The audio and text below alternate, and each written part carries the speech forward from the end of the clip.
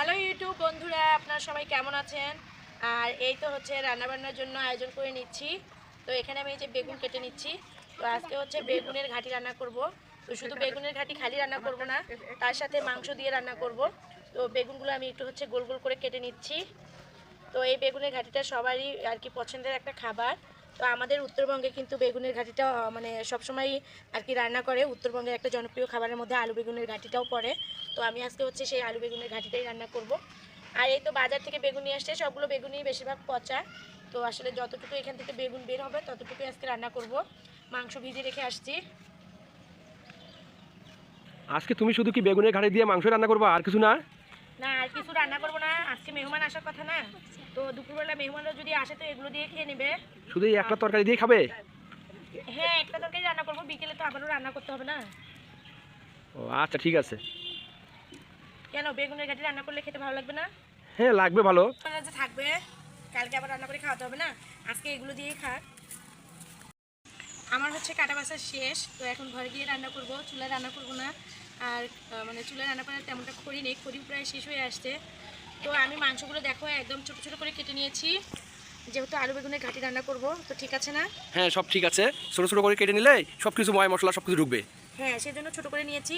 আর আলু বেগুনের ঘাটিতে তোমার হচ্ছে মনে করো ছোটো করে মাংস দিতে হয়। তো এদিকে দেখেন আজকে আকাশটা কীরকম।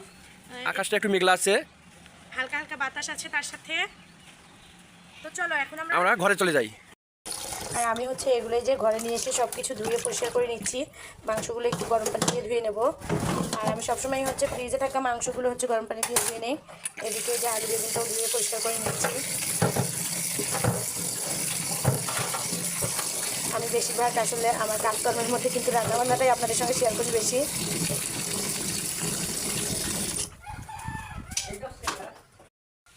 আর এদিকে হচ্ছে খুবই দুঃখজনক একটা ব্যাপার, কারেন্ট নেই। আর আপনাদের ভাইয়া তো দেখছেন মুখটা কুমড়া করে আছে, কারণ আমাকে আসলে সে ব্যালেন্ডার করে দিতে চেয়েছিল, তো পারলো না। আর এখন হচ্ছে আমি হামুতে আর কি রসুন আদা গরম মশলা থেতলে নেব।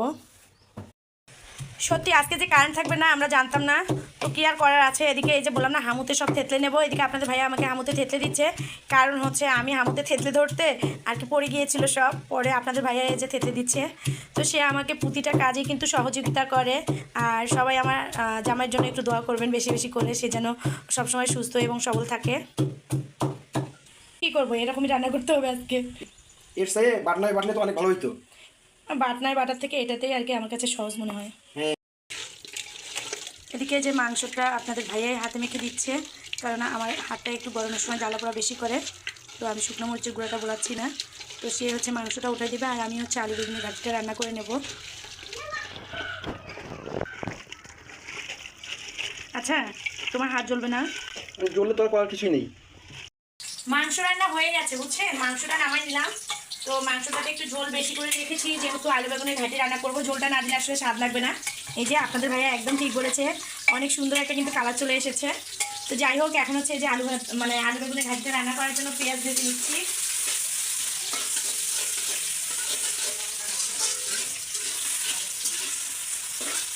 আপনাদের আপু খেতে বসছে মাংস রান্না হওয়া মাত্রই। কি করবো, ক্ষুধা লাগছে না? ক্ষুদে লাগছে মানে? একবার তো সকালে খাইছো, তারপরে আবার খাওয়া লাগে? আমার তো আবার ক্ষুধা বেশি বুঝছো। তো দেখেন মাংস রান্না করছে আপনাদের ভাইয়া কিন্তু, আর আমি আলু বেগুনের ঘাটিটা রান্না করবো, পেঁয়াজ ভাজা করে রেখে দিয়েছি। তো ভাবলাম যে একটু খেয়ে নেই মাংস ঝোল দিয়ে। মানে বউ ভাত খেতে কিন্তু খুবই ভালো লাগে। তো আজকে সকালে বউ ভাত করেছে, তার সাথে শুটকি ভর্তা বানিয়েছে। তো আমি একটু মাংস ঝোল দিয়ে বউ ভাত খেতে খুবই পছন্দ করি। কি করবো, ক্ষুধা লাগছে। খাও, বেশি করে খাও তুমি। রান্না করতে ধরতে গিয়ে মনে করেন খেতে বসেছিলাম, তো পেঁয়াজটা একটু পুড়ে গেছে। তো যাই হোক, মানে বেশি ভাজা হয়ে গেছে। এখন আমি এই যে আদা রসুন বাটা এগুলো দিয়ে দিচ্ছি। তো এগুলো দিয়ে আগে মশলাটা ভালো করে কষিয়ে নেব। এই যে জিরে বাটা। তো দেখেন পেঁয়াজটা সত্যি সত্যি কিন্তু পুড়ে গেছে।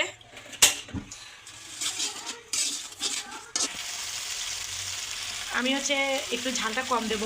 আমার নানির হচ্ছে হার্টের প্রবলেম, তো ওই জন্য সে ঝালটা বেশি আর কি খেতে চায় না, সবসময় একটু কম ঝাল দিয়ে রান্না করতে হয়।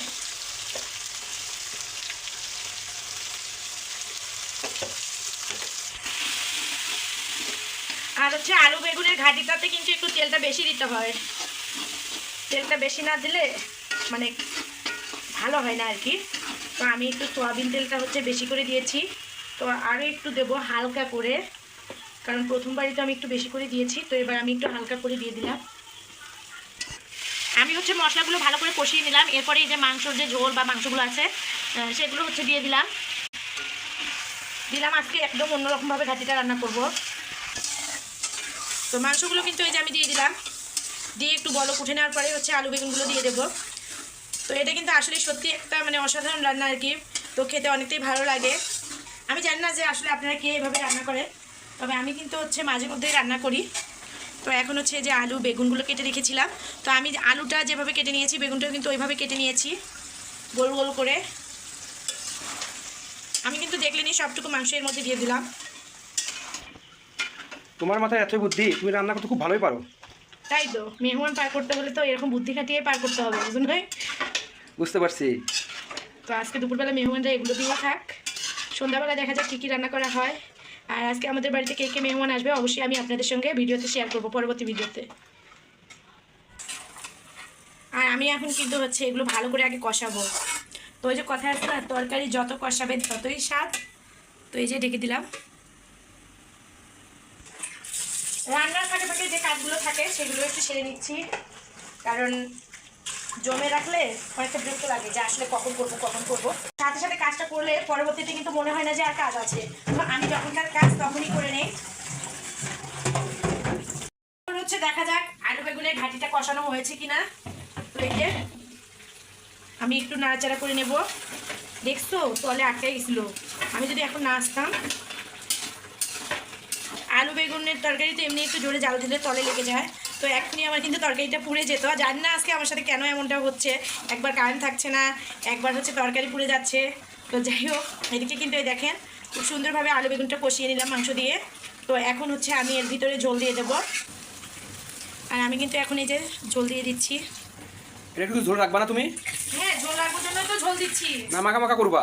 না মাখা মাখা করবো না, একটু ঝোল রাখবো। এই যে ঝোল দিয়ে দিলাম। তো এখন হচ্ছে আবারও ঢেকে দেবো।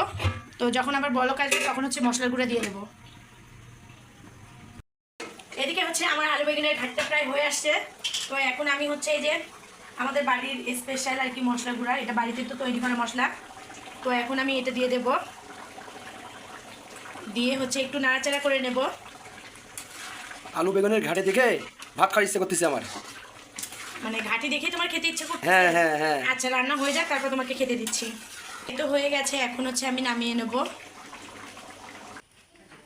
অনেক গরম, হাত দিয়ে বলানো যাইতেছি না। এদিকে আপনাদের ভাইয়াকে এই যে খেতে দিলাম। তো সে নাকি গরমের জন্য খেতেই পারতেছে না। তোমার মায়ের মতো হয়তো বা না, হয়নি। দারুণ হয়েছে। তাই? হ্যাঁ। ও আচ্ছা। তো এই যে আপনাদের ভাইয়া কিন্তু খাচ্ছে।